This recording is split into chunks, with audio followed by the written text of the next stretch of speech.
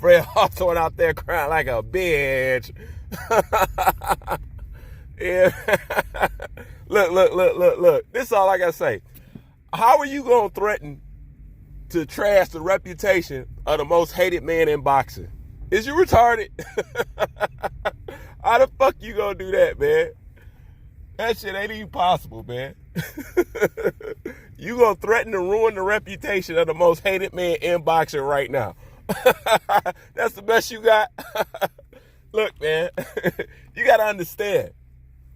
Because while you all about that brother shit, you know what I'm saying? You wanna know what Al Haymon bottom line is? Money, motherfucker. Money. Money rules. You don't get to where Al Haymon is today without putting money in front of a whole lot of shit. As smart as your ass claimed to be, you should know that shit. That doesn't make no sense. And you are bad for business. Listen, this is what they did, and it's simple. They looked at how you guys changed the climate of YouTube. Y'all fucked up boxing on YouTube. Now it's to the point, anybody can't make a video. You got to be with one side or the other. Everybody hypersensitive. You make a video about anybody outside the PBC, you know what I'm saying? You're going to be accused of being a coon and a racist, depending on what color of the boxer you're talking about. You guys made all these people hypersensitive. You didn't create it, but you made that shit worse. They look at that shit and they say, you think that shit gonna fly while you going to these press conferences and all that shit? You think you gonna do what you did on YouTube and bring that shit inside the boxing world with this press conference shit? That shit would fall apart. It will fall apart and can't nobody make no money because the shit that you trying to bring in is actually bad for fucking business, brother. Al don't need that shit, man. He can't work with y'all in that shit. He did y'all exactly like he do everybody else that gets in his position. He used y'all for what you was worth, and the second he couldn't use you for anything else, he cut your ass off. You think you fucking special? And what the fuck you mean? Now, this is what I made the fucking video about. Because in Mrs. Hawthorne's video, talking about basically, Al, if you don't give me what I want, I'm going to lift the protection that I got, that I put over you and these PBC fighters. Not knowing his dumbass openly admitted that he has been protecting PBC fighters and primarily Deontay Wilder, Errol Spence, etc. He openly admitted we have been lying and creating narratives to protect you. Because when you protect things, lying is part of the process. You know what I'm saying? Along with taking up, physical arms, financial arms, and that is pushing narratives. But he openly admitted, yes, we've been protecting these PBC fighters this entire time. Because if you're actually doing your thing, what protection do you need for the PBC? If everybody's actually moving like Terrence Crawford, who do you need protection from?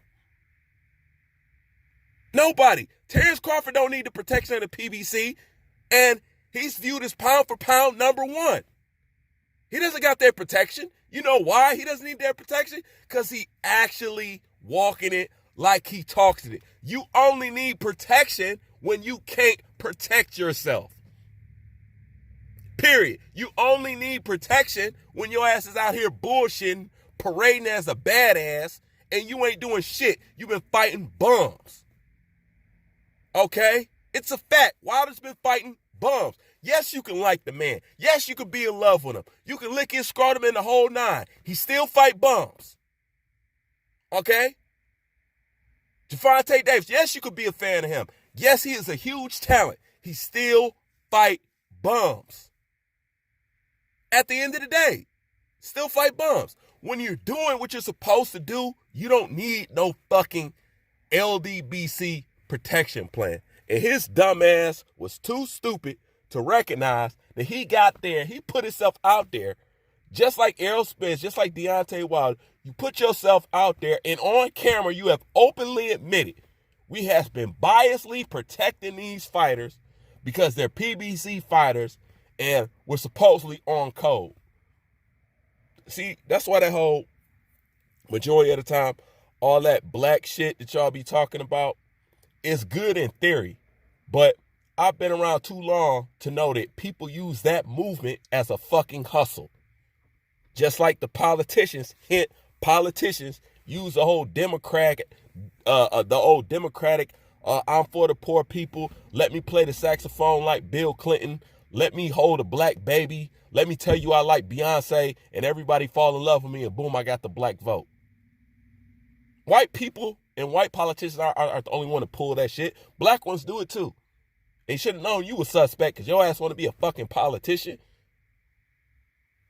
Man, this is one thing you need to know. It's about the LDBC, man. You know, and I said this before in other videos. What is one glaring thing that you're going to notice about all the members of the LDBC? These are obviously people that never fucking played sports. You can't tell me Blue Blood played a fucking sport. You can't tell me Fred Hawthorne played a motherfucking sport. You can't tell me 78 Sports played a fucking sport. You know what I'm saying? You can't tell me, ain't none of them athletically inclined. You look at them in one glance and you know that they didn't deal with nothing athletic in their fucking life. And if they did, they sucked at it. You can tell. And it's always people who ain't got the physical talent wanting to put their nose and their 2 cents in every fucking thing. This is why a lot of people like it when ex-boxers or people who have boxed do the commentary. You know what I'm saying? Or maybe should do the scoring sometimes. Because it's always these people who got nothing to offer the sport that just need their leg in the door somehow, in some way, that's always creating bullshit for the sport. And you ain't never picked up a basketball, laced up a glove, ran 100-yard line, did a 500 meter, or any goddamn thing. You can't tell me your ass was athletic ever in life.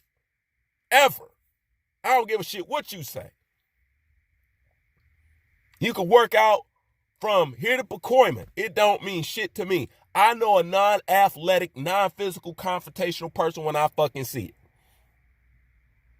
One thing I can say about growing up in the area where I lived in, I know a hoe-ass motherfucker when I see it. And I don't mean that to the extent actually calling you a hoe-ass motherfucker. I do think you a shell of a man, but, you know, I ain't gonna break down and just call you a full-out hoe. Well, no, I didn't call you a woman, so that's basically like calling you a hoe. So, yeah, you a hoe. In a nutshell, yeah. But trying to threaten a man who got the worst reputation in boxing, get the fuck out of here. Trying to ruin the reputation of a boxing promoter is a joke in itself.